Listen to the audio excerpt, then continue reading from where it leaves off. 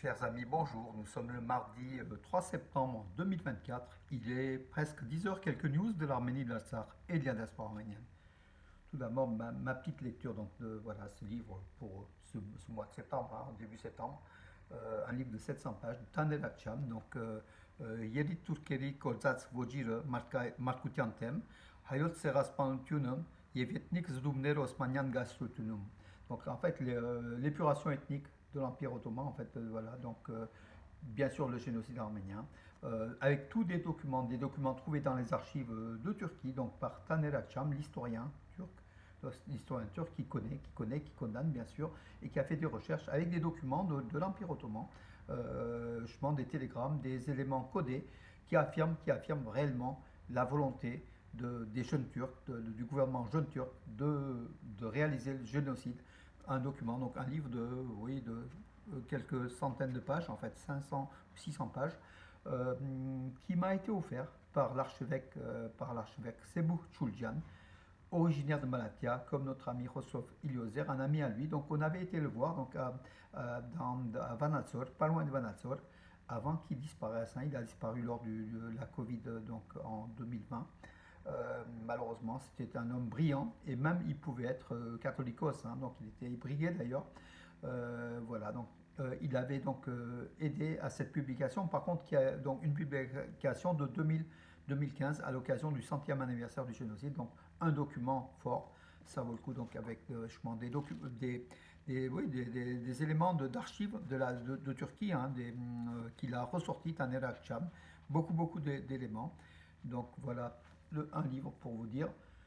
Tout ça pour vous dire que le génocide est toujours d'actualité, mes amis, et pour ceux qui veulent que je le prête, je peux disposer, donc je peux leur prêter ce livre-là pour lecture en arménien oriental d'Arménie. Bon, il faut pratiquer les deux aujourd'hui, vous savez, avec toutes les éditions qui se déroulent en Arménie. Il faut aussi maîtriser aujourd'hui l'arménien oriental, comme l'arménien occidental, notre langue de la diaspora. 237 603 touristes en Arménie en juillet. Par contre, le nombre de touristes en provenance de Russie a diminué d'environ 24%. Voilà une petite caricature, donc l'avion. Pratiquement personne descend à Yerevan. C'est une caricature, il y a encore beaucoup de monde qui descend en provenance de Russie. Voilà. Ça veut dire que le tourisme baisse en Arménie provenant de la Russie. Pourquoi? Parce qu'en fait, l'Arménie, pour suivre les sanctions américaines contre la Russie, a interdit déjà les cartes MIR, les cartes de crédit MIR et beaucoup de choses. Et peut-être les Russes aujourd'hui rentrent en partie au pays. Ils étaient venus en grand nombre lors de l'attaque de l'Ukraine, pour fuir aussi peut-être l'armée, pour fuir le boycott des médias, pour travailler aussi depuis l'Arménie, qui était un pays ouvert pour que les entreprises de communication, les technologies de pointe puissent, comment dirais-je, fonctionner. Ils avaient créé leur entreprise en Arménie. Là, tout doucement, une partie du moins, rentre en Russie. Voilà, puisque nous sommes dans les caricatures, mes amis, encore une fois, voilà, une nouvelle caricature. Un soldat arménien, trois soldats, dont Aliyev, Azeri. En plus, ils estiment que l'Arménie, il y a trop de soldats en Arménie, vous vous rendez compte, alors qu'ils sont 4 fois plus nombreux, 3 fois plus nombreux que les Arméniens au niveau de l'armée. Ils demandent donc Hadjiev, qui est le porte-parole du président Aliyev, le conseiller du président Aliyev, il a affirmé que peut-être l'Arménie, donc il faudrait limiter tant l'armement que l'effectif militaire de l'Arménie.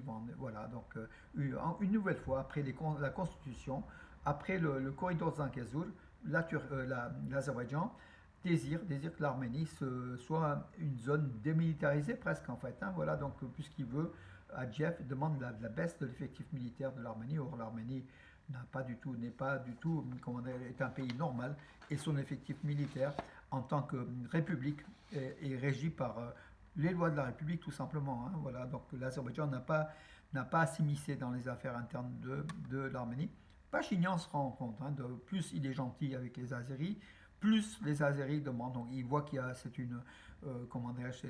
sans fin, c'est sans fin. Et ces derniers temps, notamment lors de la conférence de presse de samedi dernier de Nicole Pachinian, il a haussé le ton. Il a dit que l'Azerbaïdjan devrait aussi changer sa constitution, puisqu'il y a des éléments de revendication territoriale liés à l'Arménie que l'Azerbaïdjan donc a des revendications territoriales sur l'Arménie. Donc, puisqu'en fait l'Azerbaïdjan veut que la constitution de l'Arménie change, il faut que celle de l'Azerbaïdjan change aussi. Beaucoup d'autres éléments, mes amis. Voilà. Hier, c'était la rentrée des écoles. Donc, oui, hier, c'était la rentrée des écoles en Arménie. Donc, Nicole Pachinian était tant dans la région de Sunik qu'à Kirans. Donc, Kirans, un village frontalier dans la région de Tavouch, au nord-est de l'Arménie, entre l'Arménie et l'Azerbaïdjan. Il a visité la nouvelle école construite à Kirans, une très belle école en fait. Hein, voilà, donc juste à la frontière. Ça, et puis, il a affirmé que ici, donc, par le fait de délimitation frontalière, la sécurité est davantage assurée aujourd'hui qu'hier. Donc voilà, c'est pour contrer un petit peu à tous les dictateurs, tous les détracteurs qui affirmaient que l'Arménie allait céder ses villages. Et puis Pachinian, avec son épouse, toujours été accompagné de son épouse et de la ministre de l'Éducation, hein, son épouse Anna Agopian. Il était aussi dans un lycée, donc l'ouverture, la cérémonie d'ouverture du lycée Heratsi à Yerevan. Donc après, il a été en hélicoptère dans la région de Sunik et puis en hélicoptère aussi dans la région de Tavush pour visiter justement dans la journée 3-4 écoles. Voilà. Entre-temps, le ministre arménien de la Défense était à Tbilissi. Il a rencontré le premier ministre géorgien, le ministre des Affaires, non, le ministre de la Défense géorgien, le premier ministre de Géorgie. Il a déposé des fleurs sur la place des héros à Tbilissi. Les relations entre l'Arménie et l'Azerbaïdjan, pardon, et la Géorgie sont très très bonnes.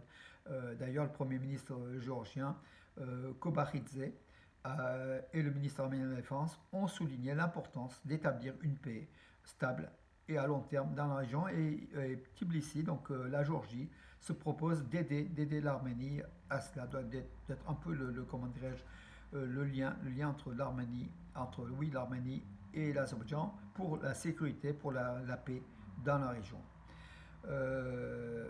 Voilà. Hier, 2 septembre, c'était aussi l'anniversaire de la fête de la République du Haut-Karabakh, hein, l'Artsakh qui avait voté son indépendance le 2 septembre 1991, donc avant l'Arménie, quelques jours avant l'Arménie. Voilà, 33e anniversaire, un peu endeuillé par le fait de l'occupation de l'Artsakh par l'Azerbaïdjan, mais le combat continue et que la revendication des Arméniens de l'Artsakh reste toujours pareille. Une république de l'Artsakh qui a quand même vécu plus d'une trentaine d'années, voilà, et qui aujourd'hui est en exil en Arménie en attendant le retour.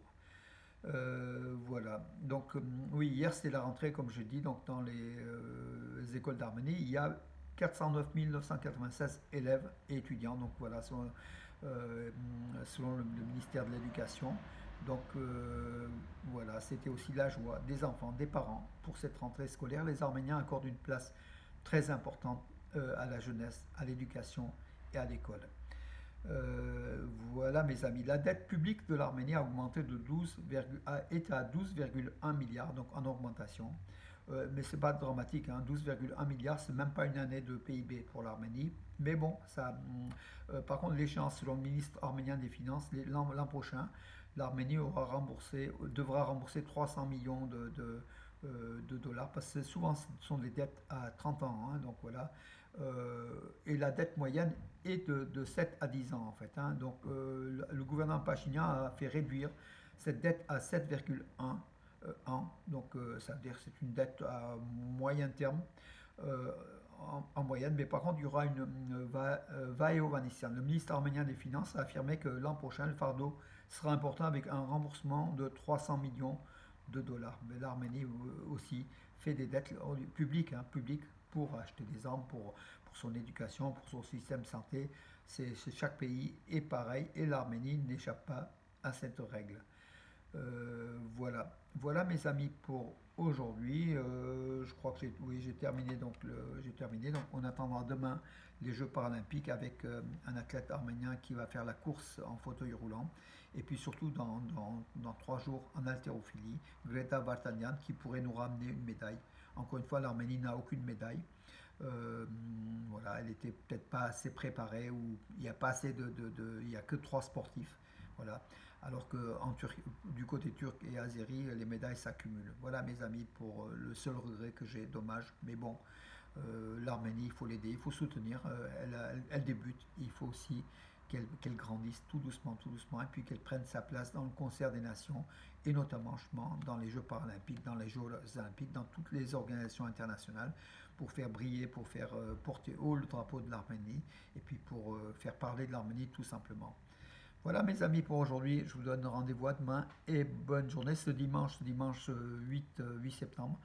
Forum des associations à Bourg-les-Valence, l'association culturelle Arménia y participera à Bourg-les-Valence, à des trois sources. Également forum des associations, donc le samedi 7 septembre, à Valence, salle Chaban-Delmas, voilà, à côté du palais des congrès Jacques Chirac, hein, donc vous connaissez, c'est le polygone, hein. Et donc l'association Ichevad, arménienne de lien entre Ichevad et Valence et Ichevad, sera présente donc à ce forum. Donc samedi, donc Ichevad, dimanche Arménia à Bourg-les-Valence, Ichevad à Valence, Arménia à Bourg-les-Valence, mes amis. Si vous voulez visiter les stands tant d'Ichevad que d'Arménia, libre à vous. Vous pouvez venir, mes amis, pour avoir des informations sur l'Arménie, sur les Arméniens, sur Ichevad, sur Valence et tout le reste. Bonne journée et à demain.